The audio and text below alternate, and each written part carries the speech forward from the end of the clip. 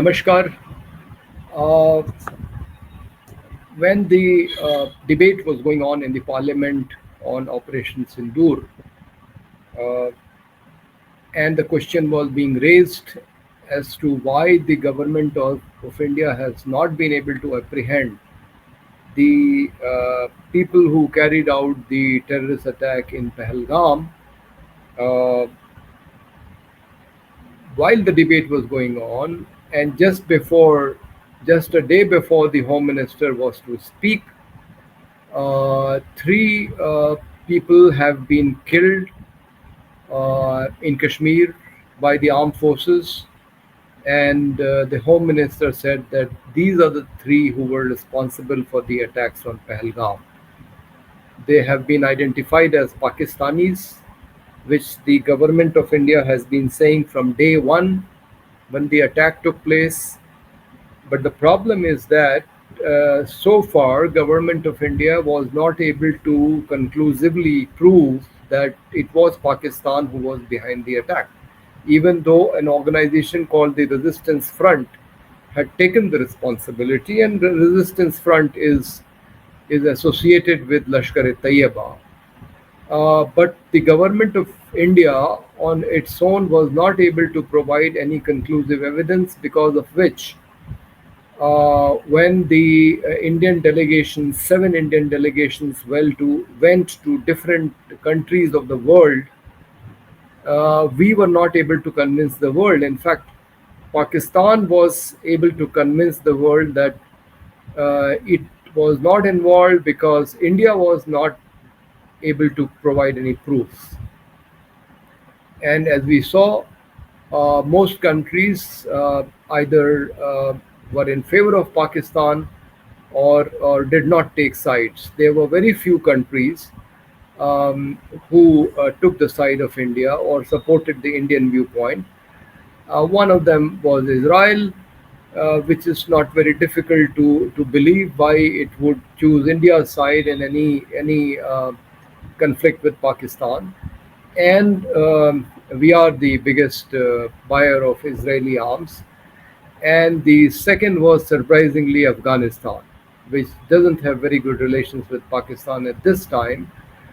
But except for this, the major countries of the world were either taking a balanced view. For example, the United States president described both countries as great countries and congratulated both the Indian and the Pakistani leadership for having arrived at the decision of ceasefire.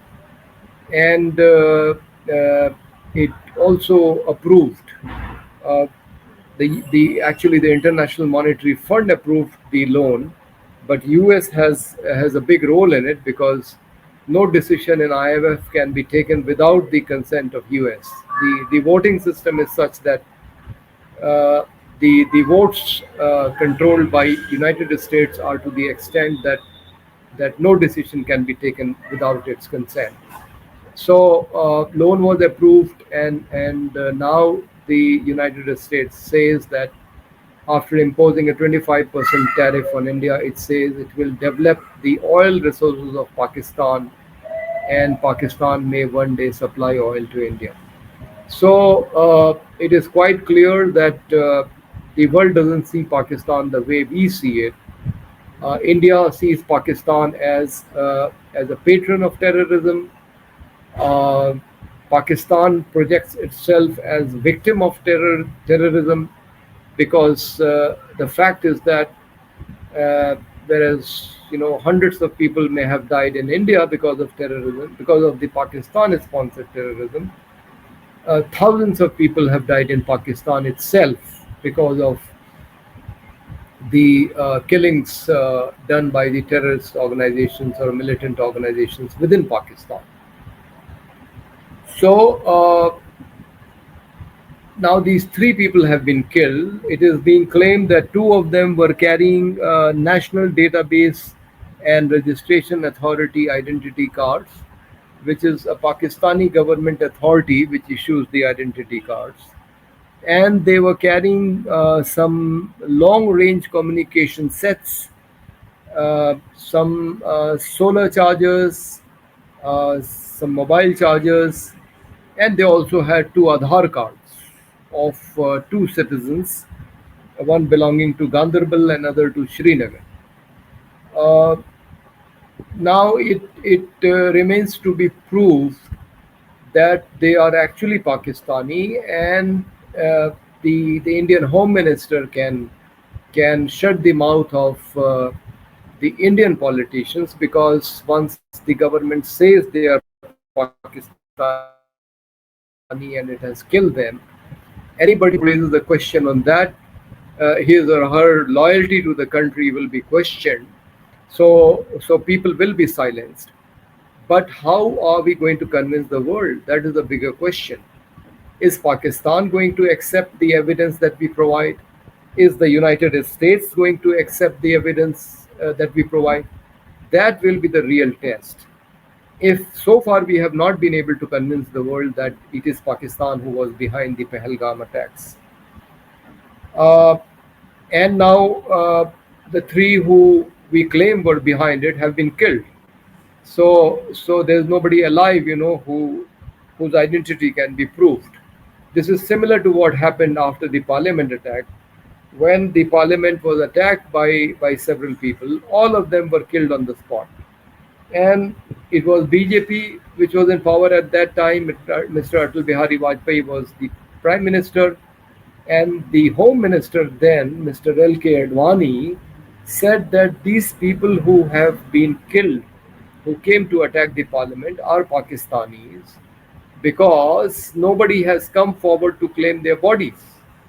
It was uh, argument that he used, and people bought it because there was nothing else, which could be said about these people who were killed.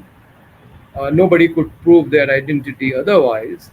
So even though the masterminds were in Pakistan, these people killed, were by the home minister. They were described as Pakistanis because nobody came forward to claim their bodies.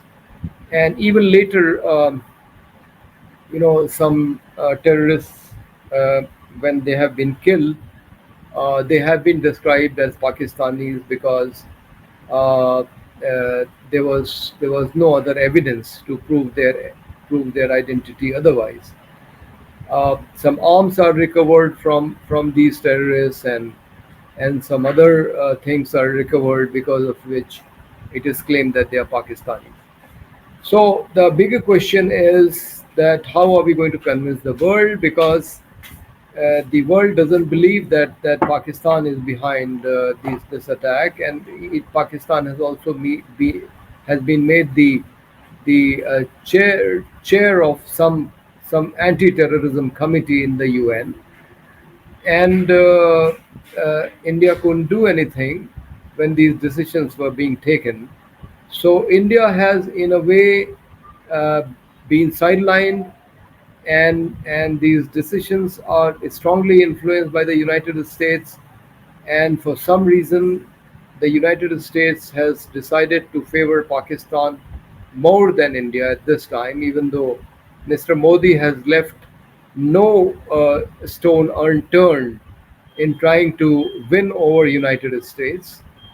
He even went and campaigned for Trump when he was the president the first time, uh, seeking the votes of the Indian diaspora there for Trump.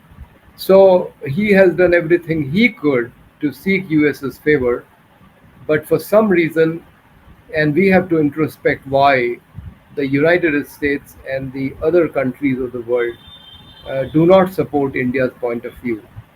So our bigger challenge, we may be able to shut the mouth of the people in the country, but the bigger challenge is how do you convince the world? I mean, if the Indian government has enough evidence, that then it has to come out and it has to produce this evidence to Pakistan. It has to produce these evidence to the other countries of the world. Otherwise, if these people who have been killed are not the ones who are behind the Pahalgam attack, then this is very dangerous, because it means that the real culprits have not been apprehended, they have not been punished, and therefore the possibility of further such attacks remains open.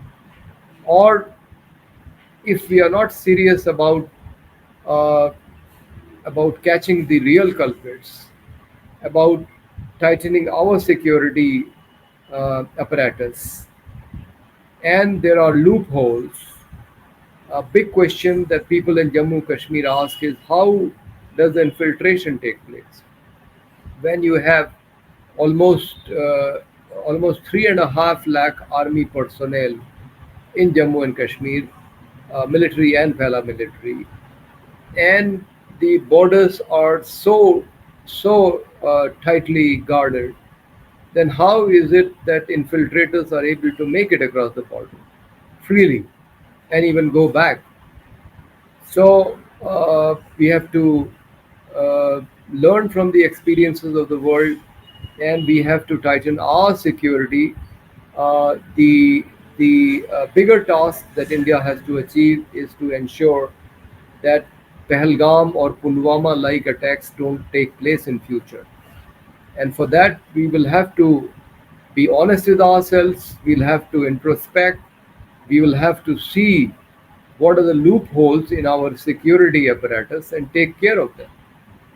And Socialist Party India has taken a stand that that the problem of Jammu and Kashmir has to be resolved, because until this problem is resolved, these kind of attacks may continue to take place, because if there are people who are alienated, if people don't identify themselves with the Indian state, if they feel that India has been unjust to them, it has perpetrated human rights violations, it doesn't allow the elected government of Jammu and Kashmir to function freely. If this is the perception that the Kashmiris will have, and their alienation will continue, then there will be support to this kind of insurgency or terrorist activities.